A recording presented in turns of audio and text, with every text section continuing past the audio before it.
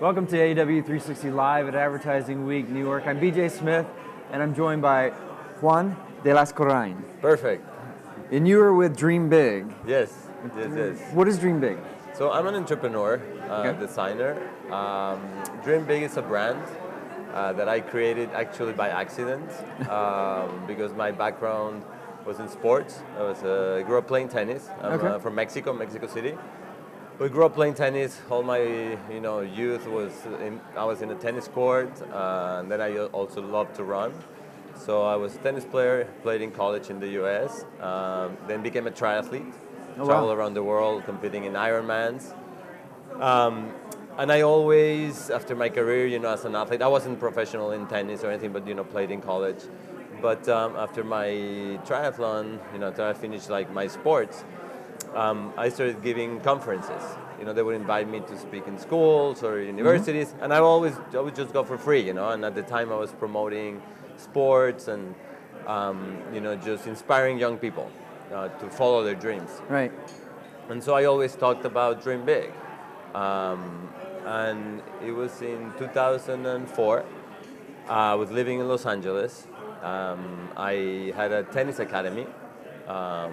After all my sports, I ended up in LA, and just another thing happened that I met a friend who was coaching in tennis in Beverly Hills. Yeah. And he just told me, he said, hey, you should coach here. And so I started coaching, built this business with my brother. We were doing, quite well.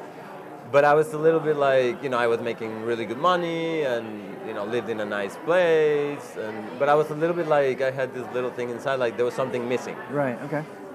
So I was searching, for what was the next thing. And every time I gave conferences, I really loved the fact that I was being able to inspire.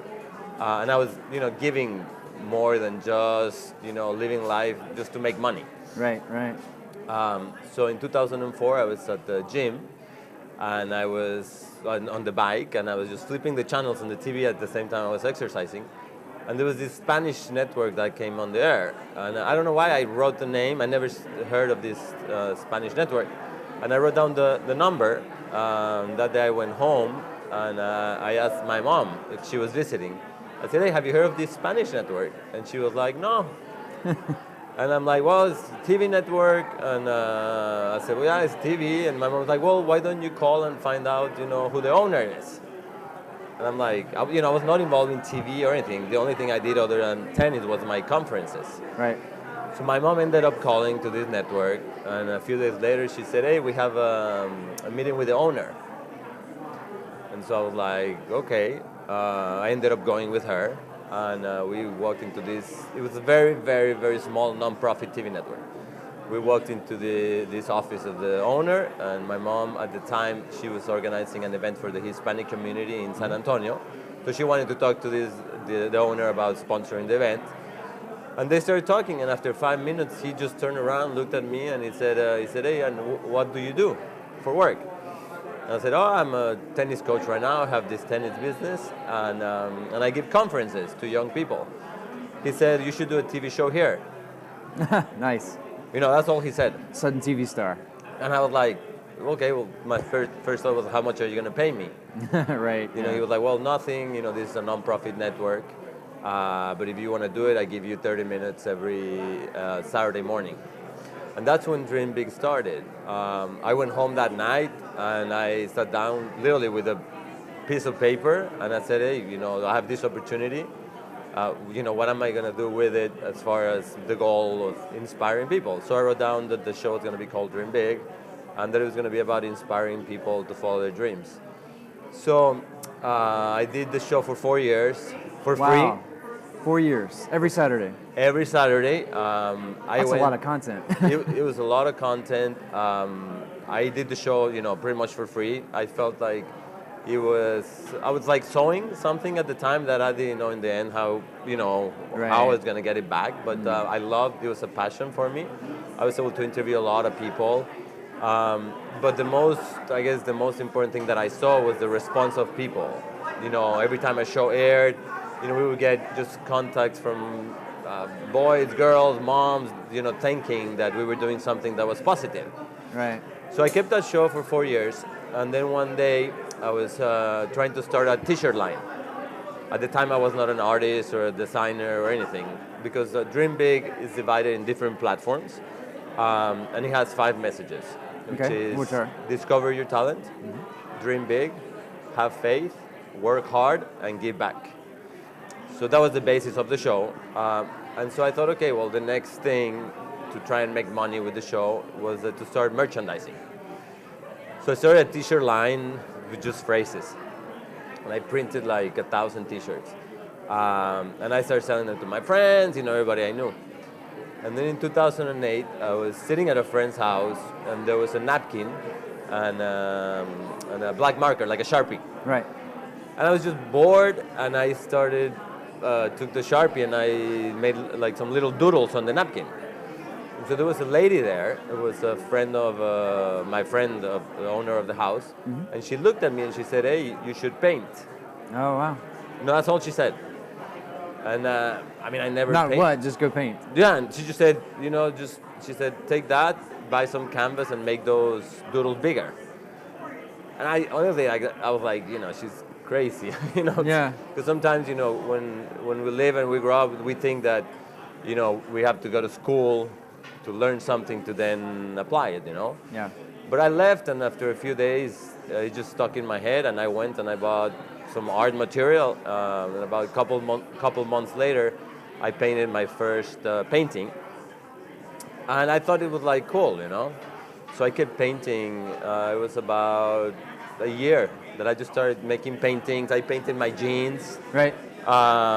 Then I started going into places in LA, and people were like, "Hey, where do you buy your jeans?" And people started giving me their jeans, and I started charging to paint their jeans. Very cool. So that was like the second part of what the brand, was way back then at the beginning. Yeah. That's amazing. That's an amazing story. I personally want to spend a lot more time talking to you. Yeah. Just thinking about my background, I have a creative background, but I run my own business now, doing things like this for Advertising Week. You showed me your card, which this isn't going to do much good for the podcast, but if anybody can see this on camera, here is a cool picture of a classic Volkswagen bus. And I paint. Okay. I'm a runner. Oh, awesome. So, yeah, we had a lot of things in common. So yeah, I think we need to get together and talk. So if there's one thing that you could tell the audience that would, leave them with just one good thought, what would that be? When I started the brand and I realized I had all these hidden talents, I discovered painting at 36. And everybody told me, you're crazy, artists don't make money. I started thinking, okay, I need to do 2 things. One is, how can I inspire people? Right. Because just to sell stuff, I don't think it's enough. I think you have to give people something more to make their life better. So that's when I developed the message of the brand. So whoever is out there, whether they're entrepreneurs, they own businesses, it doesn't matter how much money you have, One is have a message, and what are you doing to change people, in a positive way. Yes. And 2, I realized that for me it was not just enough to paint art that was going to go on galleries. Right. So I started developing an entire collection of commercial designs, which today I have 10,000 designs. And then I started figuring out how I could partner with big brands. So for example, today I work with brands like Kleenex and other brands that they license my brand to use on their company and their designs. So those are, 2 things. One is how you can make the lives of people better. 2, have something that is, commercial. And then the third thing that I've kind of learned, a little bit along the way, is obstacles. Right. You have to be able to overcome all these obstacles. For me, 3 years into starting this brand, I ran out of money. Like, I had nothing. And for almost 5 years, I went from giving up my apartment on Santa Monica. I ended up living in my car. Then I went back to Mexico. Ended up, just having nothing. Right. So those are, the 3 things that I think are, important. Well, perfect. Juan, thank you so much Thank for you so joining much us. for Nice having meeting me. you. We'll be back with more AW360 Live at Advertising Week New York.